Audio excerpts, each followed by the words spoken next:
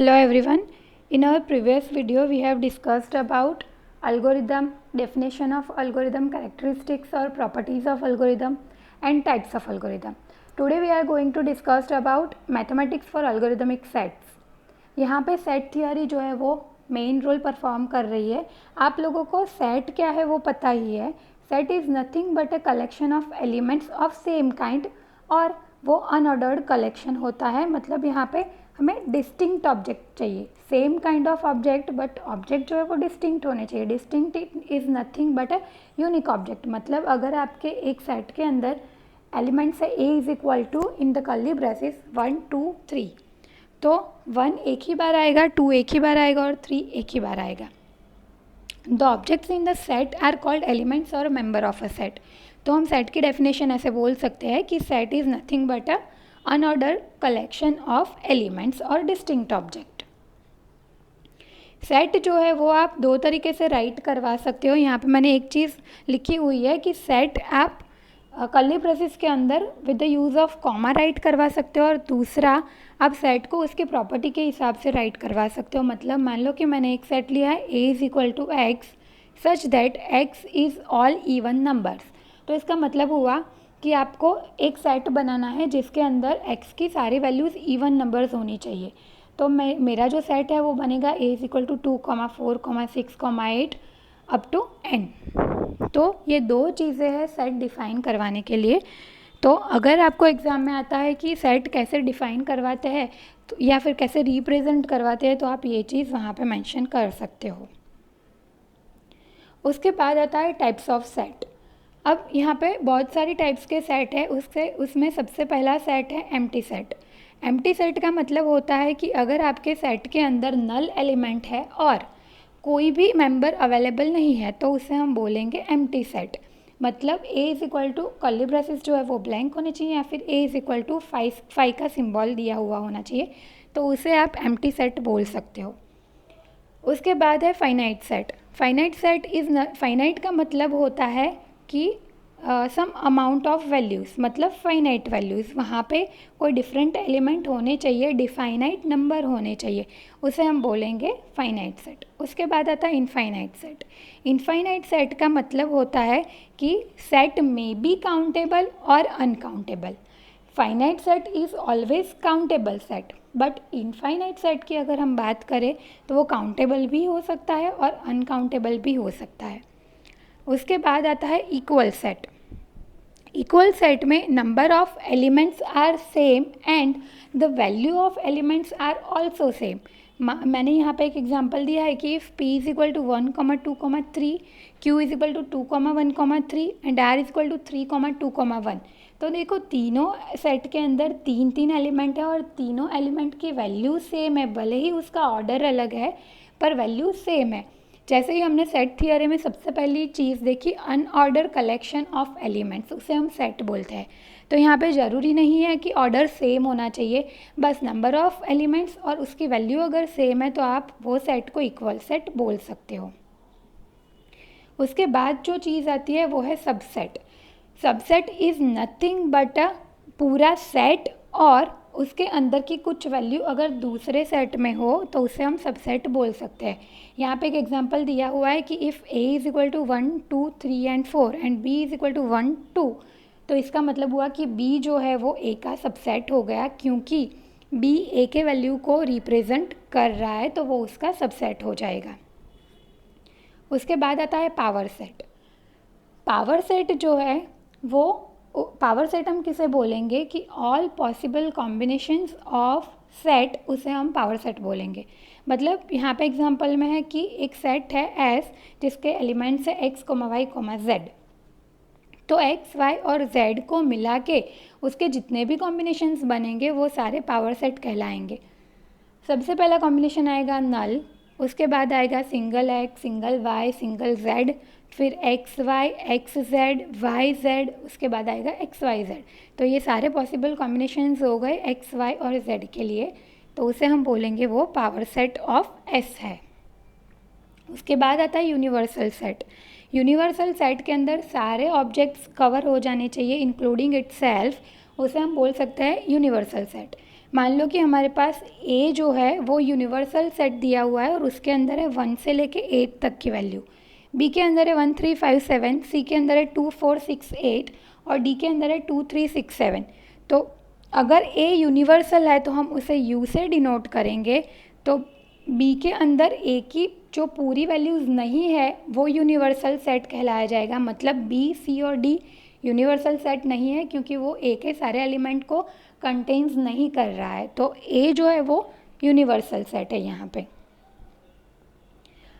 उसके बाद आता है ऑपरेशंस ऑफ सेट, मतलब आप सेट के ऊपर कौन कौन से ऑपरेशंस परफॉर्म करवा सकते हो। तो सबसे पहला है यूनियन ऑपरेशन। यूनियन ऑपरेशन में दोनों सेट के, एक बात याद रखना कि सेट के ऊपर आप जो भी ऑपरेशन परफॉर्म करवा रहे हो बेसिकली ऑपरेशन 4 है, union, intersection, set difference and complement. Complement को छोड़ के जो 3 ऑपरेशंस है वो सारे 3 ऑपरेशंस आपको मिनिमम 2 सेट के ऊपर तो परफॉर्म करवाने ही पड़ेंगे, वो सिंगल सेट के ऊपर परफॉर्म नहीं होंगे। तो यूनियन में हम 2 सेट अगर ले ले ए और बी, तो ए और बी के सारे डिस्टिंक्ट एलिमेंट एक सिंगल सेट के अंदर अगर आते हैं तो उसे हम बोलेंगे यूनियन ऑफ ए और बी। जैसे यहाँ पे एग्जांपल दिया है कि a is equal to 1 3 5 7 9 and b is equal to 1 2 3 4 5। तो अगर आप इन दोनों का यूनियन करोगे तो सारे एलिमेंट्स एक बार ही आ जाने चाहिए, तो उसका आंसर आएगा 1 2 3 4 5 7 9। ये हो गया आपका यूनियन। यहाँ पे फिगर में आप देख सकते हो कि यूनियन के अंदर दोनों सेट के सारे एलिमेंट्स आ गए। उसके बाद आता है इंटरसेक्शन। इंटरसेक्शन में आएगा इन दोनों के बीच में से जो कॉमन एलिमेंट्स हैं वो आपके इंटरसेक्शन हो जाएंगे। मतलब ए के अंदर है 1 3 5 7 9 और बी के अंदर है 1 2 3 4 5, तो इन दोनों सेट के अंदर कॉमन एलिमेंट है 1 3 5, तो इन दोनों का इंटरसेक्शन जो है वो हो जाएगा 1 3 5। आप यहाँ पे फिगर में देख पाओगे शायद, हाँ ये उसकी फिगर है। देखो कि ए और बी के बीच के जो कॉमन एलिमेंट्स हैं मतलब 1 3 5, उसे ही हम कंसिडर करेंगे इंटरसेक्शन के अंदर। उसके बाद आता है सेट डिफरेंस। अब ए माइनस बी आप कर रहे हो तो ए के अंदर जो एलिमेंट है वो हमें लिखना है, पर वो जो बी में नहीं है वो नहीं लिखने, मतलब ए के अंदर होने चाहिए बट नॉट इन बी, वैसे एलिमेंट हमें लिखने हैं। तो यहाँ पे ए है 1 3 5 7 9 और बी है 1 2 3 4 5। तो देखो यहाँ पे 7 और 9 दो एलिमेंट ही ऐसे हैं जो ए के अंदर ही है और बी में नहीं है, तो हमारा आंसर हो जाएगा 7 और 9।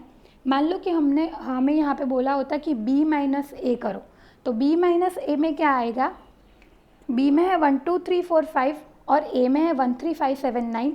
तो b माइनस ए अगर आप कर रहे हो तो 4 एलिमेंट ऐसा है जो b में है पर a में नहीं है, सॉरी 2 और 4 ऐसे है जो b में है पर a में नहीं है, तो आपका आंसर हो जाएगा 2 और 4। देखो यहाँ पे a माइनस बी की फिगर दी हुई है, तो इन दोनों के कॉमन भी हमें नहीं लेने हैं, खाली a के अंदर हो ऐसे ही एलिमेंट हम a माइनस बी वाले केस में लेंगे। उसके बाद आता है सिमेट्रिक डिफरेंस। सिमेट्रिक डिफरेंस एक अनदर ऑपरेशन है जो बेसिक ऑपरेशन में नहीं गिना जाता है, पर अगर एग्जाम में आए तो आपको पता होना ज़रूरी है। आप यहाँ पे देखो symmetric difference is nothing but A b minus A, जो हमने ऑलरेडी डिस्कस किया है। जैसे b माइनस ए वो हो जाएगा a माइनस बी का सिमेट्रिक डिफरेंस, मतलब b में होने चाहिए पर a में नहीं होने चाहिए, ऐसे डिफरेंस को हम बोलेंगे symmetric difference. In the case of a symmetric difference of b, आपको b माइनस ए करना है, और अगर आपको नॉर्मल डिफरेंस बोला है, सेट डिफरेंस बोला है, तो आपको a माइनस बी में a में होने चाहिए पर b में नहीं होने चाहिए, वैसे वाले लिखने पड़ेंगे।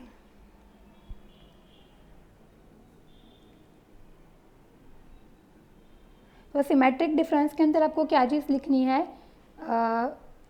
ए में होने चाहिए पर बी में नहीं होने चाहिए और बी में होने चाहिए पर ए में नहीं होने चाहिए, इन दोनों का यूनियन करके आपको लिखना है, जो मैंने ऑलरेडी इक्वेशन में डिफाइन किया हुआ है, आप लोग देख सकते हो। ए माइनस बी का आंसर हमारा आ रहा था 7 9 और बी माइनस ए का आंसर हमारा आ रहा था 2 4, तो अगर इन दोनों का यूनियन करोगे तो आपका आंसर आएगा 7 9 2 4। तो इन दोनों का कॉमन एलिमेंट को छोड़ के हमें सारे एलिमेंट्स लिखने हैं in the symmetric difference operation. उसके बाद आता है sequences. Sequences of objects is a list of object in some order. यहाँ पे देखो आपको एक सीक्वेंस दी है 7, 21, 57, तो इसे हम रिटर्न कैसे करेंगे? रिटर्न है 7, 21, 57 in round braces. In a set the order does not matter but in a sequence it does. Set में जैसे हमने सबसे पहला एग्जाम्पल लिया था, तो सेट की डेफिनेशन में आया था कि अनऑर्डर कलेक्शन ऑफ एलिमेंट्स. तो हमने एक एग्जाम्पल लिया था P is equal to 1 2 3, Q is equal to 2 3 1 और R इज इक्वल टू 3 2 1. तो उस टाइम पे हमने इक्वल सेट में ऑर्डर कंसिडर नहीं किया था, पर अगर आप कोई सीक्वेंस वाला ऑपरेशन परफॉर्म करवा रहे हो तो ऑर्डर यहाँ पे कंसिडर होना ज़रूरी है. यहाँ पे आपको एक दूसरा एग्जांपल भी दिया है. सीक्वेंस के अंदर रिपीटेशन जो है वो परमिटेड नहीं है. मतलब आपके 7 7 दो बार आ रहे हैं तो आपको 7 7 दो बार लिखना ही पड़ेगा. रिपीटेशन करके हम उसे एक 7 को निकाल दे ऐसा नहीं चलेगा. तो रिपीटेशन परमिटेड, सेट में रिपीटेशन परमिटेड नहीं है पर सीक्वेंस में रिपीटेशन परमिटेड है. उसके बाद आता है tuples. Tuples is nothing but a finite sequence. मतलब आप जो सीक्वेंस को काउंट कर सकते हो उसे हम टपल बोलेंगे. यहाँ पे आपके सिम्बॉल्स दिए है 7 21, तो ये 2 टपल हो गया. 7 21 57 3 टपल हो गया. के तक के एलिमेंट है तो वो के टपल हो जाएगा. उसके बाद आता है कार्टेशियन प्रोडक्ट, जो ऑलरेडी आप लोग DBMS में पढ़ के आए हो. कार्टेशियन प्रोडक्ट का एग्जाम्पल मैं डायरेक्टली आपको बता दूंगी. तो उसमें क्या है, ए की वैल्यू है 1 2 3 और बी की वैल्यू है XY. तो इसका कार्टेशियन प्रोडक्ट आप करोगे तो आपका आंसर आएगा 1x 1y 2x 2y 3x 3y. मतलब ए के हर एक एलिमेंट का बी के हर एक एलिमेंट के साथ पैर बना के आपको कार्टेशियन प्रोडक्ट के आंसर में लिखनी पड़ेगी. उसके बाद आता है relation. Relation is nothing but a set of ordered pairs. Relation जो है वो दो एलिमेंट्स के बीच में होना ज़रूरी है, जिसमें एक x कोऑर्डिनेट हो जाएगा जिसे हम बोलेंगे डोमेन, और दूसरा हो जाएगा रेंज जो y कोऑर्डिनेट में आएगा. The graph of a relation is the set of points in the coordinate plane corresponding to the ordered pair in a relation. मतलब आपका डोमेन जो है वो आपकी वैल्यू रिप्रेजेंट करेगा और जो आपका रेंज है वो आपका आउटपुट रिप्रेजेंट करेगा. यहाँ पे आपको एग्जांपल दिया हुआ है 2 - 6 1 4 2 4 0 0 1 - 6 और 3 0. तो ये वाले केस में जो पहली वैल्यू है वो हो जाएंगे आपके डोमेन और जो दूसरी वैल्यू है वो हो जाएगा आपका रेंज. रिपीटेशन यहाँ पे परमिटेड नहीं है तो आपको रिपीटेड एलिमेंट लिखने की ज़रूरत नहीं है. तो यहाँ पे हमारा डोमेन में आ जाएगा 0 1 2 और 3 और रेंज में आ जाएगा -6 4 और 0. तो रिलेशन यहाँ पे आप लोग, ये रिलेशन की समरी है, आप लोग देख सकते हो रिलेशन को आप कैसे कैसे रिप्रेजेंट करवा सकते हो. तो पूरे 4 वेज है रिलेशन रिप्रेजेंट करवाने के. एक है ऑर्डर्ड पेयर्स, मतलब इनपुट और आउटपुट डोमेन और रेंज के फॉर्म में. उसके बाद आता है उसे मैपिंग डायग्राम से रिप्रेजेंट करवाओ, या फिर आप टेबल लेके भी रिप्रेजेंट करवा सकते हो, या फिर उसका ग्राफ लेके भी आप उसको रिप्रेजेंट करवा सकते हो. तो ये हो गई आपकी रिलेशन की समरी. उसके बाद आता है फंक्शंस. फंक्शंस जो है वो दो सेट के बीच में या 2 सेट ऑफ नंबर्स के बीच में भी ये फंक्शन हम बना सकते हैं. Function is nothing but a special kind of relation. Relation और फंक्शन दोनों एक दूसरे पे डिपेंडेंट है. जब आप कोई फंक्शन ले रहे हो तो फंक्शन का यूज़ करके कोई रिलेशन जनरेट करवा सकते हो. यहाँ पे एक एग्जांपल दिया है कि कोई ट्री है, this tree grows 20 centimetre every year, so the height of the tree is related to its age using the function h. यहाँ पे एक ट्री की बात की है जो साइड में हमने पिक्चर दिया है वो वाली. अगर वो ट्री एवरी ईयर 20 सेंटीमीटर से ग्रो कर रही है तो उसकी हाइट कितनी होनी चाहिए? मतलब उसके एज के मल्टीप्लाई बाय 20 उसकी हाइट होनी चाहिए. मान लो कि उसकी एज है 10 ईयर्स, तो उसकी हाइट कितनी हो जाएगी? 200 सेंटीमीटर. तो यहाँ पे आपका डोमेन जो हो गया वो 10 हो गया और आपका रेंज जो हो गया वो हो गया 200. मतलब x की वैल्यू हो गई 10 और y की वैल्यू हो गई 200. दूसरी चीज़ है कि आप रेंज को को डोमेन भी बोल सकते हो. तो यहाँ पे मैंने यहाँ पे मेंशन किया कि age is called domain and height is called codomain. Codomain और रेंज के बीच में क्या डिफरेंस है वो हम अगली बार डिस्कस करेंगे. पर अभी के लिए आप इतना ध्यान रखो कि कभी कभी रेंज और को डोमेन सेम भी हो सकते हैं.